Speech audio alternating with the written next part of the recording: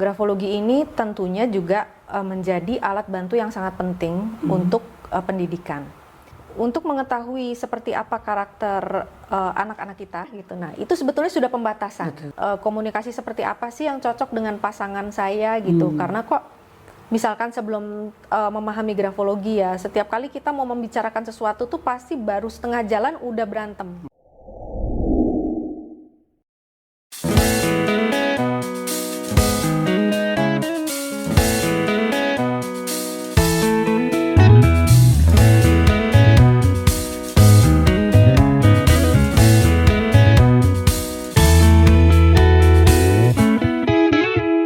Assalamualaikum warahmatullahi wabarakatuh. Halo Sobat Sagala semua, apa kabar? Semoga kalian dalam keadaan sehat dan juga sejahtera pastinya. Kembali kali ini saya sudah bersama Laksmira Ratnakumala atau dengan Mbak Mia, sang ahli, sang praktisi dari psikologi dengan metode spesialnya adalah grafologi. Kali ini Sobat Sagala adalah episode keempat ya Mbak Mia? Betul. Oke, masih di konteks grafologi itu kita ada 4 episode ya. Sobat Sagala sudah mengikuti, ada episode pertama yang mana kita bahas mengenai grafologi dengan kaitannya atas perkembangan psikologi ya. Betul. Kemudian di episode kedua kita membahas grafologi itu dengan grafoterapinya ya. Grafoterapi, dan di episode ketiganya adalah kita membahas mengenai mengenali diri sama dengan merawat kesehatan mental. Nah, tentunya di episode keempat ini adalah episode terakhir di konteks grafologi. Kita akan membahas bahwa grafologi ini adalah sebagai, atau grafologi bisa sebagai alat bantu pendidikan. Betul. Oke, Sobat Sagala semua juga pasti penasaran sejauh mana sih si grafologi ini bisa diterapkan atau membantu dalam dunia pendidikan ya, Mbak Mia, betul ya? Langsung aja, Mbak Mia, gimana nih untuk si grafologi sebagai alat bantu di pendidikan? Tentunya mungkin ini kalau saya rasa mungkin sudah pasti kalau bicara mengenai seperti yang dibahas di sebelumnya bahwa grafologi ini sebagai alat bantu pendidikan, terutama untuk di alat bantu pendidikan pertama di rumah ya. Di rumah, kemudian juga ini sebagai bisa ekspannya, kalau saya rasa ini bisa sebagai alat bantu pendidikan di luar rumah juga, seperti misalkan apa yang dilakukan oleh beberapa profesional, yaitu mungkin keterkaitannya dengan bidang kedokteran, ilmu kedokteran, ataupun di dalam company perusahaan lah ya. Di dunia human resource development, HRD, ataupun juga mungkin kayak di dunia forensik juga ya, yang seperti kita bahas. Tapi yang paling intinya adalah ini adalah lebih ke parenting juga. Ini masuk dalam konteks untuk si alat bantu pendidikan. Oke, ini Sobat Sagala, ini sangat penting sekali karena dari mulai awal episode kita sudah bongkar ya satu persatu. Dan di finalnya ini sangat penting karena Sobat Sagala juga harus tahu bahwa alat bantu pendidikan ini memang sangat-sangat sebagai ujung final daripada awal yang kita bahas ya. Karena rentetannya itu memang saling berkaitan dan ujung-ujungnya bahwa ini yang harus kita lakukan. Artinya metode grafologi yang sudah kita pelajari lalu kita terapkan, inilah ujungnya. Gimana Mbak Mia untuk grafologi sebagai alat bantu pendidikan? Jadi grafologi ini seperti yang sudah kita bahas ya, bisa merambah banyak di berbagai aspek kehidupan kita. Nah, grafologi ini tentunya juga menjadi alat bantu yang sangat penting untuk pendidikan. Pendidikan di sini, kalau kita bicara pendidikan itu tidak semata-mata sekolah, di bangunan sekolah ya, tapi pendidikan itu ada di kehidupan kita sehari-hari. Nah, pendidikan manusia yang pertama dan utama itu kan adalah di rumah. Gitu. Jadi di situ adalah pendidikan pertama dan yang utama adalah di rumah. Baik itu karakter, pendidikan macam-macam lah dari rumah gitu. Nah, untuk mengetahui seperti apa karakter anak-anak kita, karena sebelumnya kita sudah menggunakan grafologi untuk mengenali diri kan. Artinya sebagai orang dewasa kita sudah bisa menggunakan itu untuk bisa menganalisa diri kita seperti apa. Nah, kita juga bisa menggunakan grafologi untuk bisa memahami seperti apa anak-anak kita, gitu. Karena anak-anak itu adalah perpaduan dari dua orang ya, dan dari latar belakang keluarga yang berbeda-beda, sehingga penting untuk kita memahami anak kita itu seperti apa, gitu. Gaya belajarnya seperti apa, kemudian kesiapannya seperti apa, untuk apakah anak sudah siap untuk sekolah atau apakah anak sudah siap untuk mulai belajar bersosialisasi atau masih suka di rumah belajar dengan ibunya saja gitu. Nah, kita bisa melihat dari coretan gambar anak-anak seperti apa. Ada anak-anak yang sukanya gambar memang taat di kertas, ada anak-anak yang suka gambar di tembok. Jadi kita sering lihat ya, ada yang tembok rumahnya berantakan, itu sebetulnya anak-anak tuh sedang eksplorasi.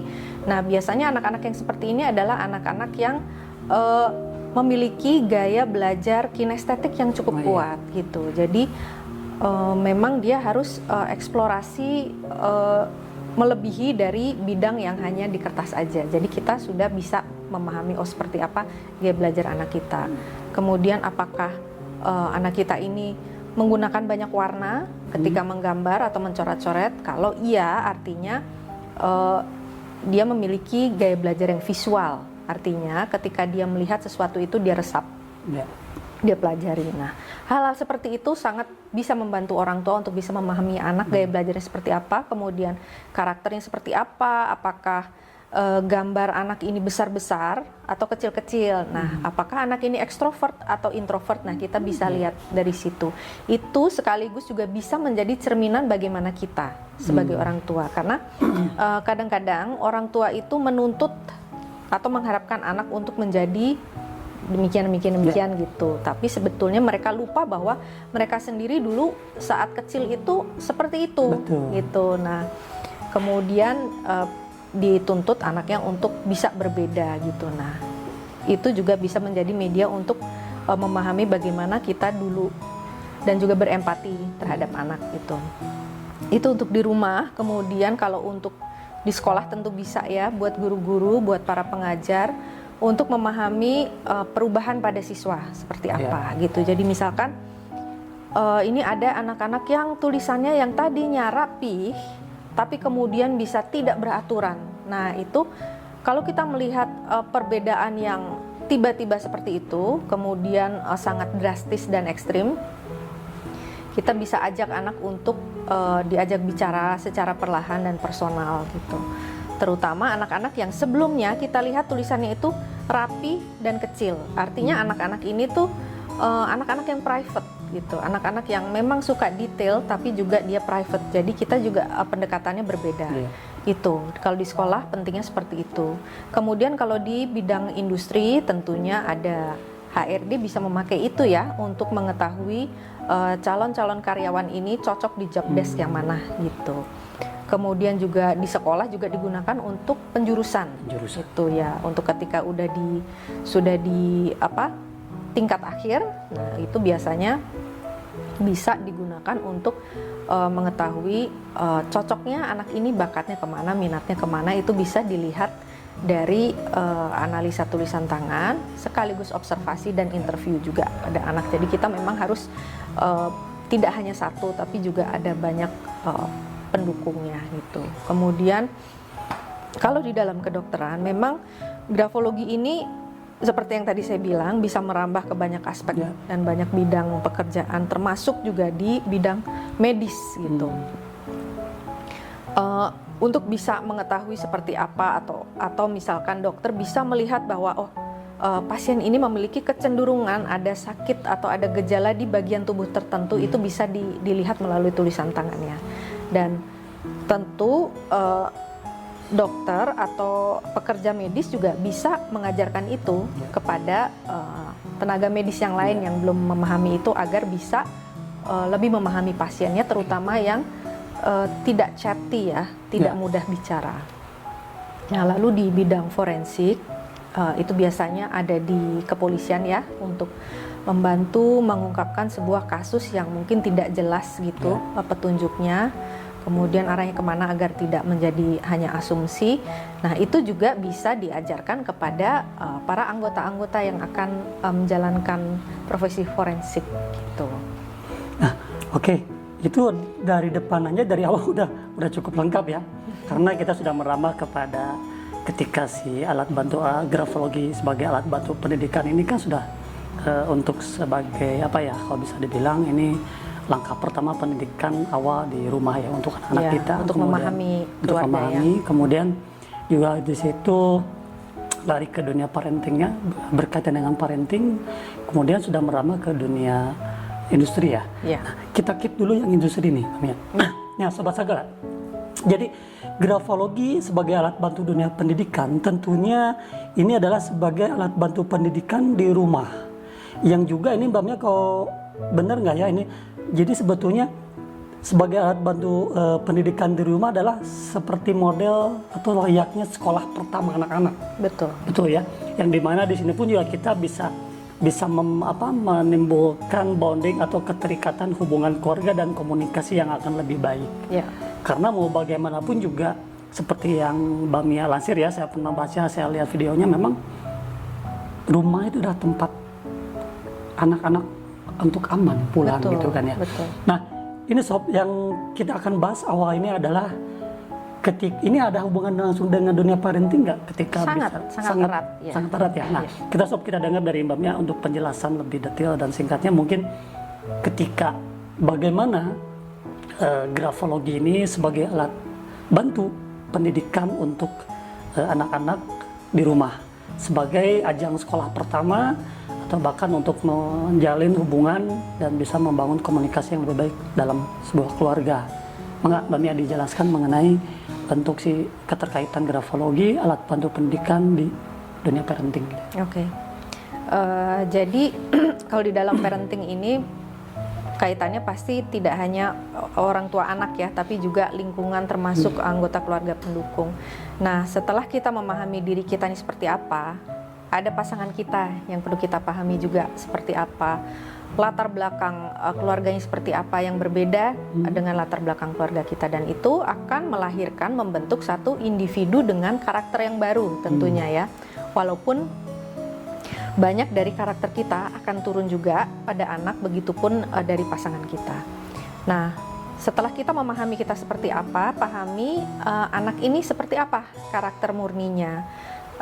Seperti yang tadi saya bilang, bisa melihat dari coret-coret mereka gitu. Seperti apa bentuknya, kemudian apakah mereka sudah siap untuk berinteraksi dengan dunia luar atau mereka masih menikmati berada dekat dengan orang tua atau keluarga, zona amannya, ya zona aman dan zona nyaman. Nah, ini adalah alat bantu yang sangat efektif karena tidak semua anak itu suka cerita gitu ya, verbal gitu, aktif secara verbal, kemudian cerewet, atau bahkan bagi anak-anak yang cerewet pun ada hal-hal yang sebetulnya sifatnya sangat private yang mereka tidak mau atau malu untuk mengungkapkan bahkan ke orang tua mereka sendiri. Nah, dari coretan-coretan itu kemudian atau dari tulisan tangan kita bisa mencoba mencari tahu apabila kita sudah ada perasaan bahwa kayaknya ini ada yang disembunyikan gitu, atau ada yang tidak disampaikan, atau bahkan dan juga seringkali itu anak-anak sendiri nggak paham apa yang terjadi dengan dirinya gitu, apa yang terjadi dengan kenapa emosi saya seperti ini, kemudian kenapa saya tiba-tiba berubah, kenapa tiba-tiba nggak mood, atau kenapa sih kamu kok tiba-tiba gampang sekali marah gitu, tiba-tiba dia jawabnya sambil nangis atau apa, karena dia sendiri tidak paham. Nah, kita bisa mencoba memahami sebetulnya ada apa, karena tulisan tangan itu adalah gerakan natural dari otak itu ya, dari otak yang baik disadari atau tidak disadari itu akan memunculkan apa sebetulnya yang terpendam dalam diri kita. Jadi tanpa kita sadari kita akan memunculkan dari garis-garis itu, baik dari tulisan maupun gambar, emosi kita seperti apa, kemudian kondisi fisik kita sedang seperti apa, energi kita seperti apa, dan apa sih sebetulnya yang kita pendam gitu. Apakah anak ini memiliki pendapat atau ide yang baginya itu sulit diungkapkan. Nah, itu ada ciri-ciri tertentu di bagian atas tulisan. Kemudian apakah anak ini nggak pede untuk berkomunikasi dan bersosialisasi di dunia luar. Nah, itu biasanya kendalanya akan tanda-tandanya akan terlihat di middle zone namanya, di daerah tengah. Nah, kemudian percaya dirinya seperti apa? Anak, apakah ini percaya diri anak atau tidak? Nah, itu akan terlihat di lower zone di bagian bawah gambar atau tulisan anak gitu.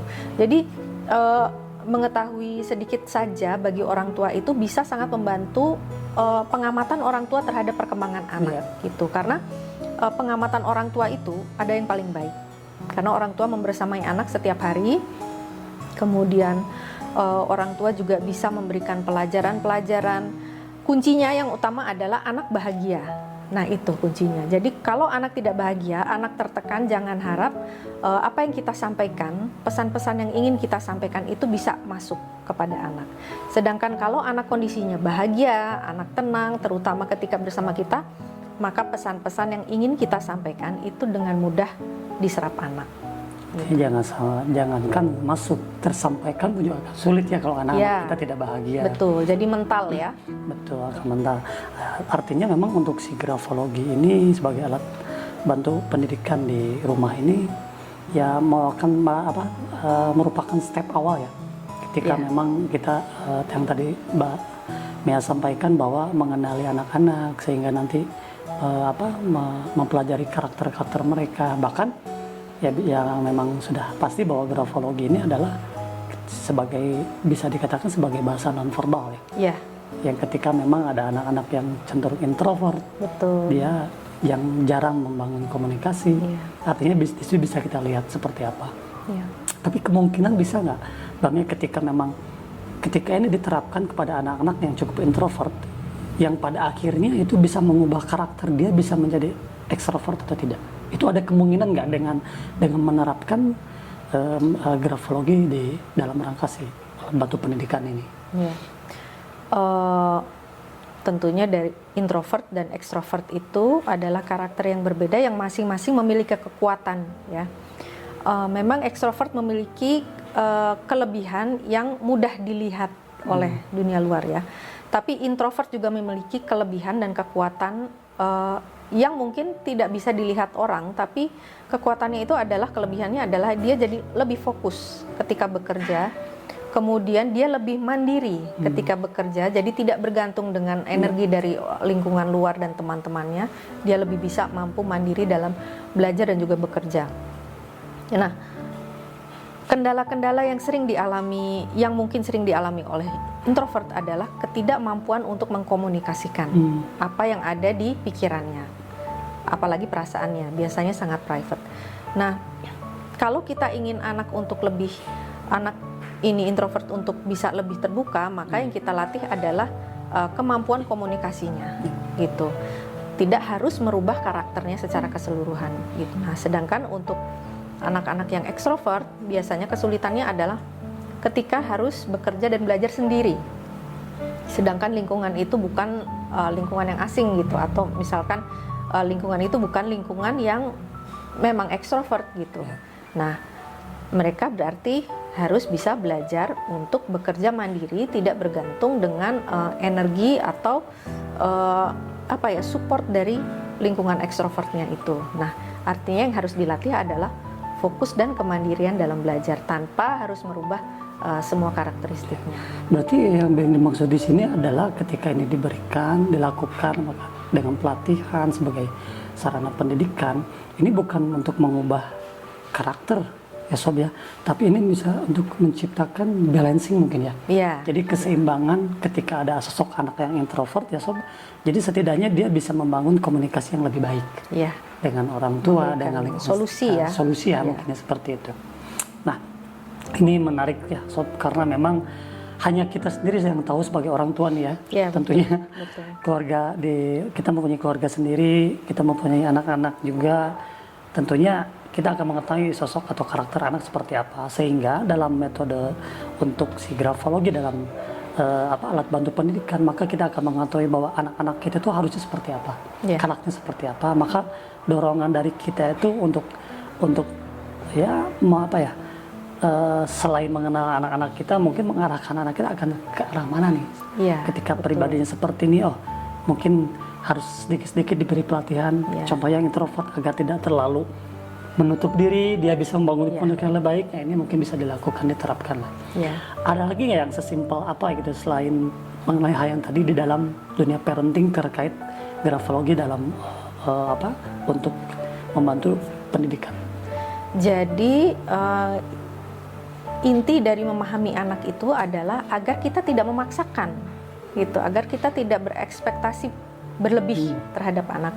Kita memahami anak agar kita tidak salah memaksakan sehingga ada keterpaksaan atau justru membuat anak tertekan, gitu. Yang tidak kita inginkan kan adalah seperti itu.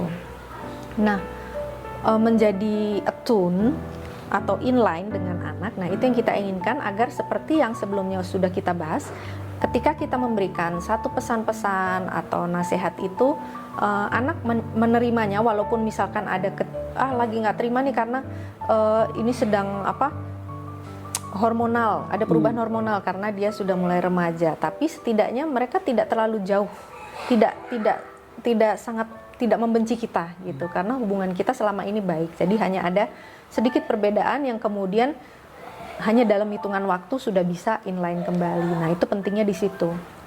Agar kita bisa building attachment dengan anak, agar kita bisa attune dengan anak, agar apa yang ingin kita sampaikan pada anak bisa diserap anak.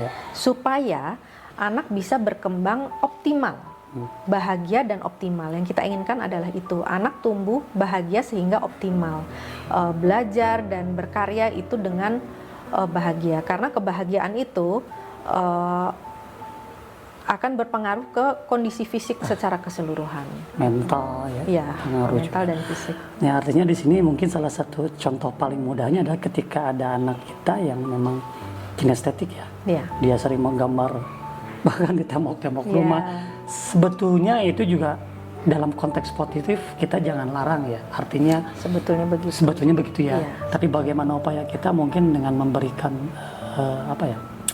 membangun komunikasi, memberikan pengertian bahwa bukan tidak boleh tapi bagaimana gitu, agar maksud saya agar memang ketika anak-anak mempunyai karakter seperti itu, yang kinestetik seperti itu, dia pun tidak terbelenggu eksplorasinya. Betul. Tapi satu sisi juga tidak menjadikan sebutnya kalau katakan orang tua atau sisi rumah atau yang memang tembok kan bukan tempat untuk coret-coret, katakan seperti itu. Tapi kita juga bisa mengatasi kalau kita lihat memang anak itu suka menggambar di tembok, kita bisa pasang kertas yang cukup besar untuk di sepanjang tembok sesuai dengan tinggi anak itu gitu, atau capaian dari tangan anak itu, atau kita bisa menggunakan cat tembok yang mudah dicuci. Oh iya, itu artinya kita juga bisa memberikan solusi ya untuk anak kita. Ya, dan dari situ kita bisa lihat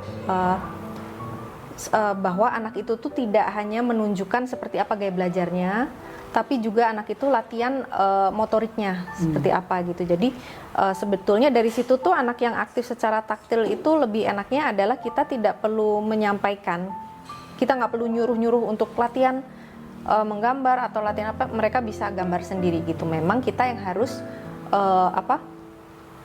paham bagaimana memfasilitasi mereka sesuai dengan kebutuhan mereka. Jadi dari setiap anak-anak itu selalu latihan dari apa yang mereka sudah lihat, dari apa yang mereka sudah pelajari, kemudian latihan fisik dan motorik mereka. Nah, jadi kalau kita lihat anak-anak kita aktif, kita fasilitasi itu karena mereka sedang latihan berbagai aspek dalam dirinya. Karena saya juga kan sebetulnya dengan anak-anak yang mempunyai karakter kinestetik itu kan jangan sampai dia eksplorasinya terbatas ya.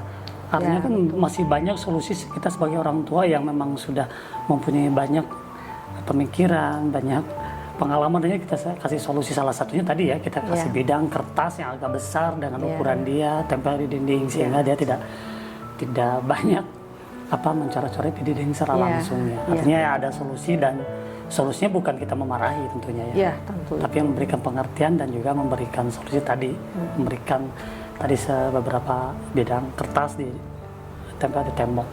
Nah, kemudian Mbak Mia nih, ini Sobat Saga juga pasti penasaran bagaimana lebih lengkapnya mengenai anak-anak jika memang sudah merambah ke tingkat remaja ya.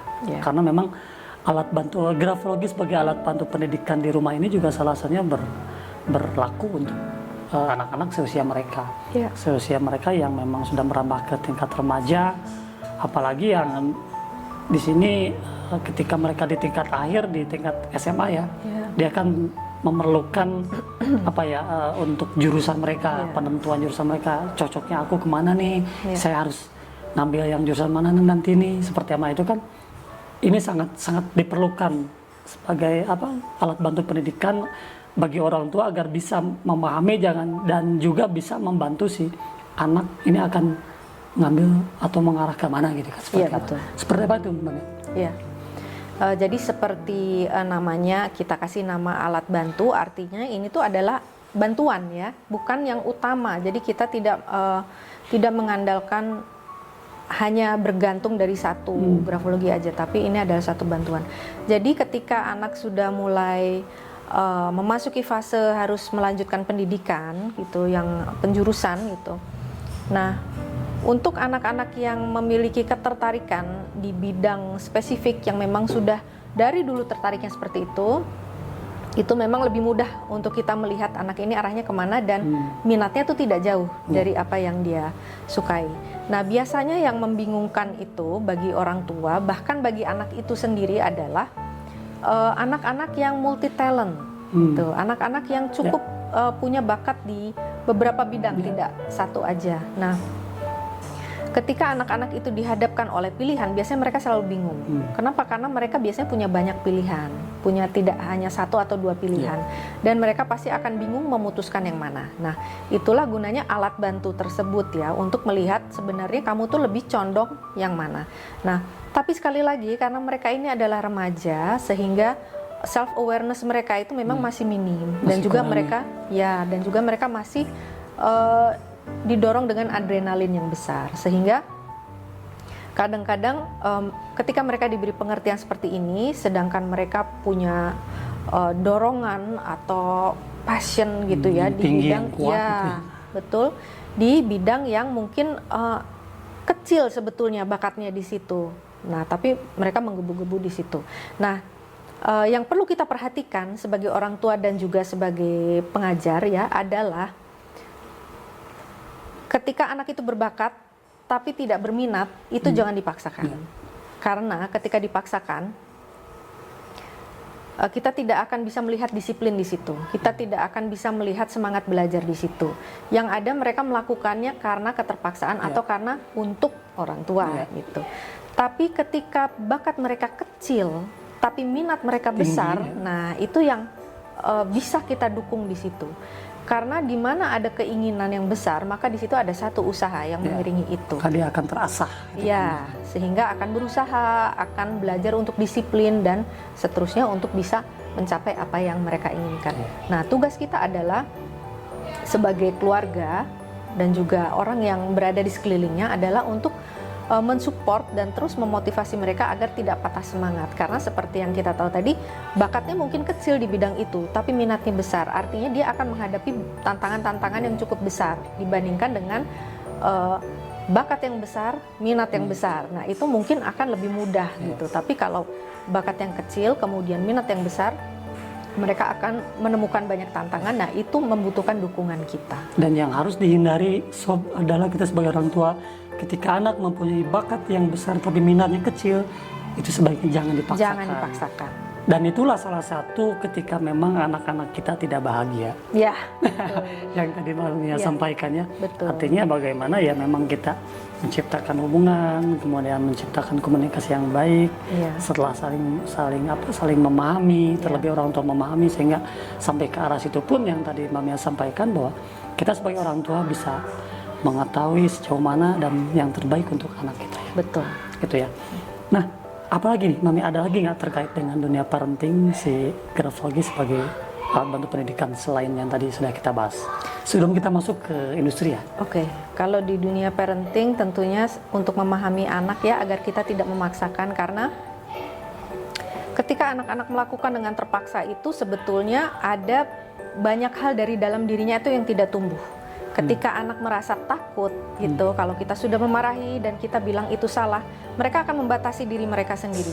Dan mereka nanti akan tumbuh menjadi orang dewasa yang tidak open mind gitu. Jadi mereka akan menjadi orang dewasa yang kalau udah begini ya begini gitu. Jadi tidak ada alternatif problem solving yang lain gitu. Hanya terus seperti itu. Nah, ketika anak-anak ditahan, banyak dilarang dan harus mengikuti aturan, kreativitas mereka mati. Ketika kreativitas mereka mati, maka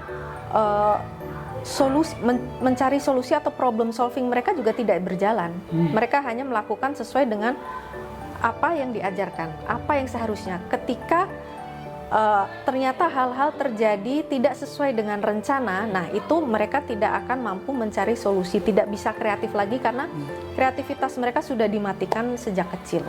Gitu. Sedangkan kreativitas itu sesungguhnya memang sangat dibutuhkan ya oleh setiap individu ya.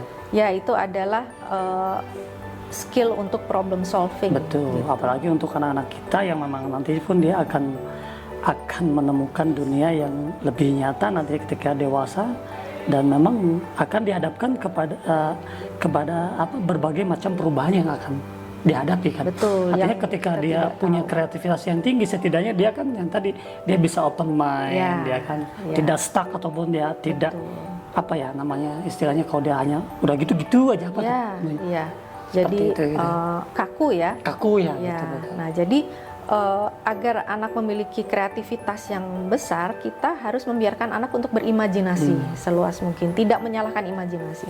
Jadi misalkan ada anak yang menggambar pohon, tapi dia gambarnya pohonnya warnanya merah, gitu. Terus jangan, pohon itu kan warnanya hijau, kenapa merah gitu. Nah, itu sebetulnya sudah pembatasan gitu. Kemudian menggambar rumah dibentuk, kalau kita memberi contoh tidak apa-apa, tapi berikan contoh tidak satu. Ada berbagai bentuk macam rumah kalau misalkan kita sedang mau mengajarkan anak menggambar rumah. Atau kalau anak tidak bingung, dia menggambar rumah sesuai dengan imajinasi dia sendiri, kita tidak salahkan. Karena imajinasi itu tidak ada benar atau salah gitu. Itu ya selalu benar gitu, karena itu milik dari individu itu sendiri. Dan kemampuan berimajinasi adalah kemampuan untuk berkreasi atau kreativitas seseorang. Dan itu adalah kunci untuk kemudian problem solving di kemudian hari apabila anak tersebut menemukan masalah-masalah yang tidak pernah diajarkan sebelumnya. Dan jangan lupa juga pentingnya kita sebagai orang tua, jika kita kok anak seperti ini, jangan lupa narasinya kita tanyakan. Betul, Nah, selalu kita tanyakan. Sobat Segala, di episode yang lalu kan sudah dibahas ya tentang itu, bahwa bagaimana kita sebagai orang tua ketika menemukan anak kita dalam tulisan tangannya ataupun atau gambarnya, doodlingnya gambarnya, ternyata ada sesuatu yang unik, aneh, kita sebagai orang tua jangan kaget, walaupun juga wajar kita mempunyai kekhawatiran, tapi jangan lupakan narasinya seperti itu. Nah, Sob, itu yang sudah Mbak Mia sampaikan juga mengenai tadi dari tingkat level anak-anak sampai ke tingkat remaja ya. Ada yang lupa nggak kita bullying apa ya? Oh ya, kalau bullying itu biasanya akan terlihat dari gambar atau tulisan tangan yang tiba-tiba berubah drastis gitu. Benar. Ini maksudnya Mbak Mia korban bullying, anak-anak korban bullying atau gimana? Korban dan pelaku, karena biasanya pelaku itu adalah korban. Yang kemudian jadi pelaku. Jadi terus-menerus seperti itu, makanya disebutkan di episode saya yang sebelumnya, kita putus tali rantai itu gitu. Nah, di bullying seperti itu, pelaku bullying itu biasanya adalah korban. Nah, kemudian akan terus seperti itu, seperti ospek ya. Pasti sebelumnya dia korban ospek, terus dia membalaskan dendam dan selalu targetnya adalah yang lebih lemah gitu. Jadi di keluarga pun seperti itu. Kalau ayah membuli atau menyakiti atau merendahkan ibu secara tidak sadar akan melakukan hal yang sama kepada anak. Nah, itu seperti itu, selalu kepada yang lebih lemah. Artinya dalam konteks bullying ini mungkin bisa dikasih example nih Sobat Segala, sesingkat apa nih ketika memang melihat karakter anak yang ternyata dia korban ataupun bahkan pelaku bullying. Mungkin dari tulisan tangan ataupun dari doodling ini, dari doodles-nya. Betul. Seperti apa itu kira-kira contohnya? Simpelnya aja Mami. Jadi kalau dari tulisan tangan seperti yang tadi udah saya ceritakan, yaitu yang tadinya mungkin rapi atau tulisan yang terbaca tiba-tiba berubah tidak rapi. Nah, itu harus kita tanyakan perlahan ya, karena artinya ada sesuatu yang terjadi dan anak itu mungkin tidak mau membicarakan secara verbal, kita ajak anak itu bicara sendiri tentang bagaimana pengalaman apa yang sudah terjadi. Nah, tidak mudah untuk korban bully untuk menyampaikan, apalagi saat itu juga. Makanya mungkin kalau kita melihat laporan-laporan itu, kenapa kok baru ngomong sekarang, kenapa nggak sebelumnya? Karena shocknya itu besar, ada trauma. Ketika ada trauma di situ, artinya di situ ada rasa malu yang besar dan rasa bersalah. Pasti menyalahkan diri sendiri dulu kan, kenapa aku membiarkan itu terjadi. Nah, kemudian kadang suka ada kata-kata yaitu, makanya anak tuh diajarkan bela diri gitu. Tapi sebetulnya bukan bela diri. Kemudian asertif, yaitu menyampaikan bahwa saya tidak suka diperlakukan seperti itu, atau saya tidak mau. Tapi yang juga penting kita perhatikan sebagai orang dewasa yang ada di sekeliling anak-anak adalah bagaimana kita bisa membantu mereka, korban bullying ini gitu, agar tidak, karena kadang-kadang anak-anak sudah asertif, tapi yang namanya bullies kan tetap aja kan, kadang kita udah nggak suka, kita bilang nggak suka, tetap. Kemudian dia bisa bela diri, tapi kalau dikeroyok mau bagaimana? Nah, karena sekarang bullying itu tidak one on one, tapi biasanya selalu keroyokan seperti itu. Dan juga ketika korbannya lebih jago dalam bela diri, situasi pasti akan selalu dibalik gitu. Nah, itu yang perlu kita ajak bicara, ya, diduga korban bully atau diduga pelaku bullying, itu kita ajak bicara satu persatu dengan baik, dan kondisi di rumah itu seperti apa. Jangan sampai cara komunikasi atau hubungan orang tua itu bisa menjadi contoh yang tidak baik bagi anak untuk melakukan atau menjadi pelaku bully gitu. Sehingga memang harus memutus mata rantai itu ya. Ya, betul, memutus mata rantai. Sob, ini menarik sekali, topik luar biasa terkait alat bantu pendidikan di rumah ya. Karena memang ini kembali kepada sematan dari Mbak Mia bahwa memang ini layaknya sebagai sekolah awal di rumah ya, untuk anak-anak kita. Terlepas dari memang dari anak-anak yang di usia dini sampai ke tingkat remaja. Betul. Nah Sob, ini sangat menarik. Pasti Sobat Segala juga pasti banyak yang belum puas ya Mbak Mia. Artinya makanya kenapa kita bahas mengenai dari step one step gitu ya, dari awal grafologi kita dari episode 1 sampai ke hari ini, kali ini kita bahas mengenai sebagai alat bantu pendidikan, sebagai orang tua. Sobat Segala pun juga pasti akan merasa banyak manfaat yang bisa dipetik dari apa yang kita bahas. Nah tentunya ini juga kita akan tambahkan nih Mbak Mia ya. Nanti kita akan bahas mengenai kaitannya alat bantu grafologi sebagai alat bantu pendidikan ini yang ada keterkaitannya dengan industri. Ini sangat menarik juga Sob. Nah Sobat Segala, sekarang kita lanjut untuk bahas grafologi sebagai alat bantu pendidikan yang terkait dengan dunia industri. Ya Mbak Mia? Ya. Kita sama-sama tahu Mbak Mia bahwa memang grafologi ini juga terkait dengan dunia industri. Salah satunya adalah seperti yang Mbak Mia sampaikan, eksempelnya ketika berkaitan dengan dunia forensik, kemudian dunia kedokteran ya, dunia kedokteran di rumah sakit, kemudian dunia perusahaan katakan di Human Research Development atau HRD. Nah untuk keseluruhan saya berpikir bahwa gini Sob, bahwa sebetulnya ketika bicara mengenai profesional seperti dokter, dia akan melakukan atau menerapkan metode grafologi untuk menganalisa pasien. Artinya itu kan sebagai praktikal. Ketika HRD melakukan analisa untuk mendapatkan atau menggrab atau merekrut orang yang tepat dalam bidangnya, dalam sebuah pekerjaannya, itu pun praktik. Ketika dunia forensik pun juga tentunya ada untuk bisa mengungkap gitu ya. Itu tentunya juga praktikal. Ya, ini Sobat Segala, ini penting bahwa sebetulnya ini pasti ada keterkaitan dengan dunia pendidikan ya Mama ya. Betul. Artinya sebagai alat bantu pendidikan yang bahwasanya bukan hanya praktikalnya saja, bahwa di balik itu pun juga ada keterkaitan dengan ketika mereka para profesional tersebut melakukan menggunakan grafologi sebagai ilmu pendidikan untuk alat bantunya. Itu kira-kira bagaimana? Kalau di industri, alat bantu dijadikan alat bantu pendidikan ya tentunya akan ada di posisi pelatihan-pelatihan ya.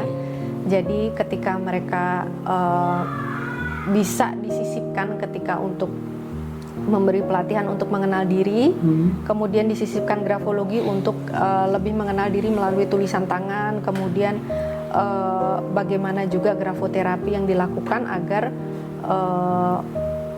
tetap termotivasi gitu, atau berubah menjadi sesuai dengan yang diharapkan atau diinginkan.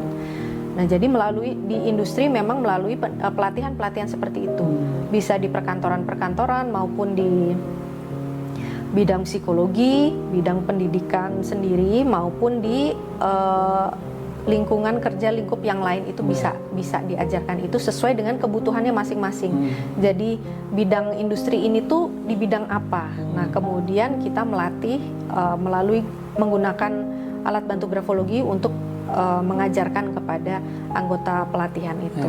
Artinya mungkin layaknya seperti ada pelatihan, contohnya seperti ada seminar mungkin ya, ataupun ada pelatihan-pelatihan teknis yang lainnya. Nah, sejauh pengamatan Mbak Mia sendiri nih, sampai sejauh ini saat ini, apakah di dunia industri peranan grafologi itu sampai sejauh ini apakah masih cukup besar atau memang sudah berkurang atau masih tetap sama?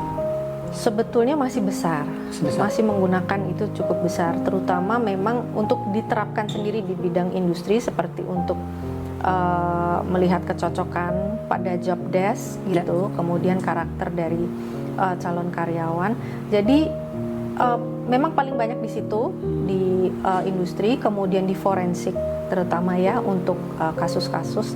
Nah, di situ terutama kasus-kasus yang honest dan dishonest gitu ya, yang menyangkut kejujuran itu masih menggunakan itu. Jadi justru di bidangnya orang dewasa itu sangat digunakan. Nah, yang ingin saya jelaskan adalah bahwa grafologi ini tuh tidak hanya milik dunia orang dewasa, tapi juga di dunia pendidikan, bahkan parenting anak dan keluarga gitu. Jadi grafologi ini bisa sangat efektif untuk seperti tadi di dalam keluarga, untuk membantu memahami keluarga, kemudian bagaimana sih cara komunikasi yang cocok untuk keluarga saya gitu. Kepada anak-anak tuh misalkan ada beberapa anak, untuk anak pertama gaya komunikasinya seperti apa, anak kedua seperti apa, dan selanjutnya seterusnya seperti itu. Kemudian komunikasi seperti apa sih yang cocok dengan pasangan saya gitu. Karena kok misalkan sebelum memahami grafologi ya, setiap kali kita mau membicarakan sesuatu tuh pasti baru setengah jalan udah berantem, akhirnya diem-dieman gitu. Nah, ternyata setelah melihat analisa tulisan tangannya bahwa keduanya memiliki karakter yang sama di bidang di dalam hal menyampaikan pendapat atau menyampaikan menggunakan kalimatnya yang cenderung dua-duanya ini terlalu spontan. Akhirnya bertabrakan. Akhirnya bertabrakan. Nah, jadi dibutuhkan salah satu atau bahkan keduanya untuk menyesuaikan diri atau mengalah. Mengalah bukan berarti kalah ya, tapi untuk mencari solusi yang terbaik gitu. Karena tidak jarang ketika kita mengalah, yang kita hadapi pun melakukan hal yang sama. Nah, itu adalah sinergi yang baik gitu. Jadi ketika kita mengalah itu bukan berarti kalah, tapi ketika kita mengalah adalah untuk memberikan jalan, seperti kalau berkendara ya, ketika kita mengalah kan akhirnya saya bisa lewat, akhirnya lancar juga itu perjalanan dan hubungannya gitu. Apalagi nih Mami, kalau terkait dengan industri, ada yang perlu dibongkar?